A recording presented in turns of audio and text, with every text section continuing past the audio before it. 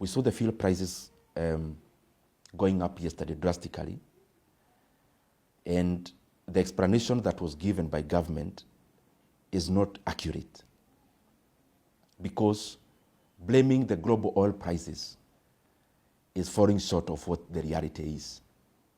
Because last year, for the last 1 year, the highest fuel prices we have seen were actually in June 17th of 2024.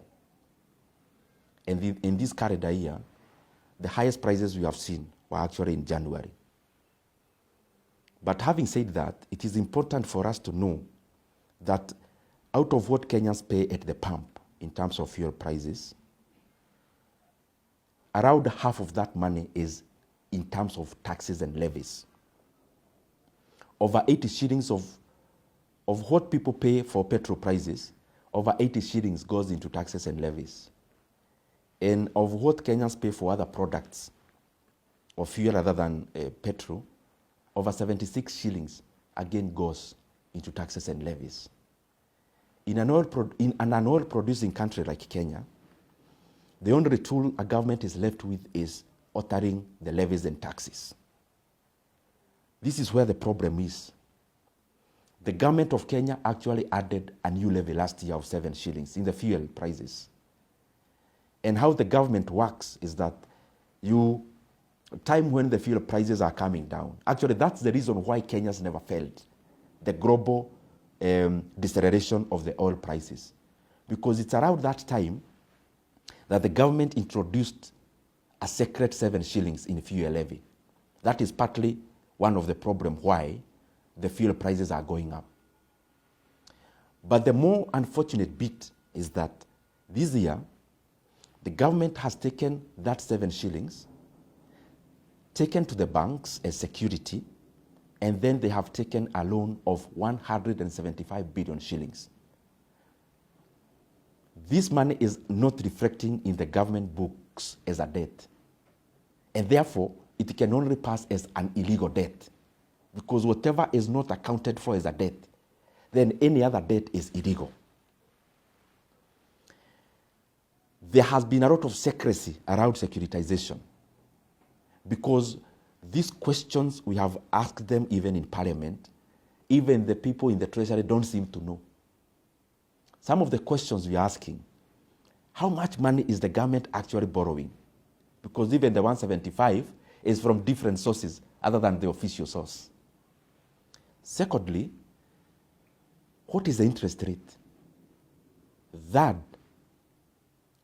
after 7 years, which is the period at which they are borrowing, how much will the government have paid to these banks? Fourth, is this money sovereign guaranteed? Because it seems to be nowhere in the government books.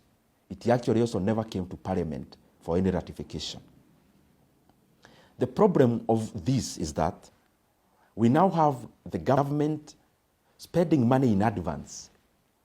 They have already collected money in advance for the next 7 years. So if Kenyans demand lower fuel prices, and you've already taken loans using the levies and taxes, how are you going to alter the pump fuel prices? Because the only tool you have is taxes and levies, and it is the one that you've already securitized. And this securitization term is another dogma that is being brought around to confuse Kenyans. It is important for the government to be prudent.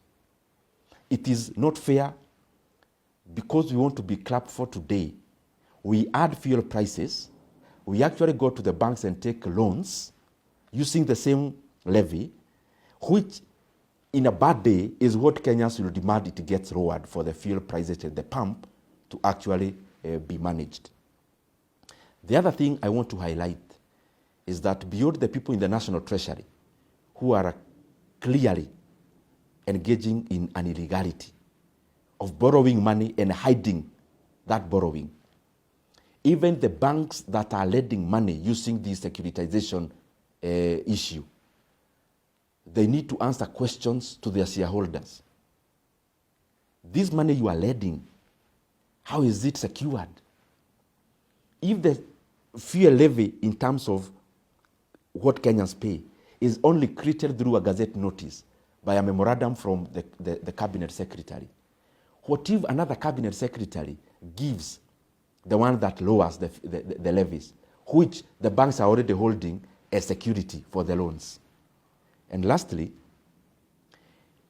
in the affairs of financial management, you must never favor any of your creditors, because what basically you are doing is to open a floodgate. If you securitize fuel levy, like the one they are doing, the 7 shillings, they're in the process of doing another 5. Then what if now a Chinese lender comes and they want to securitize our VAT? And another one comes, a lender, they want to securitize our payee. What will be left for the government to do, the governments that are in power or that come to power? It is important for Kenyans to know that the explanation that was given in terms of fuel prices is actually not true.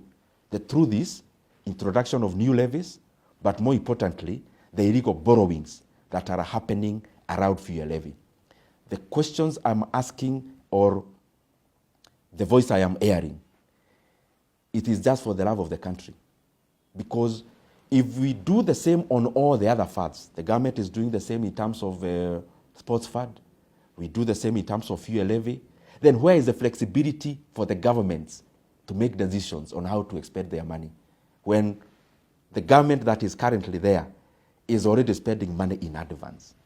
What if the other government that was there did the same, securitized the money in terms of all the taxes? Then what will be the role of the government now? Which decisions would they be making when the money is actually not available?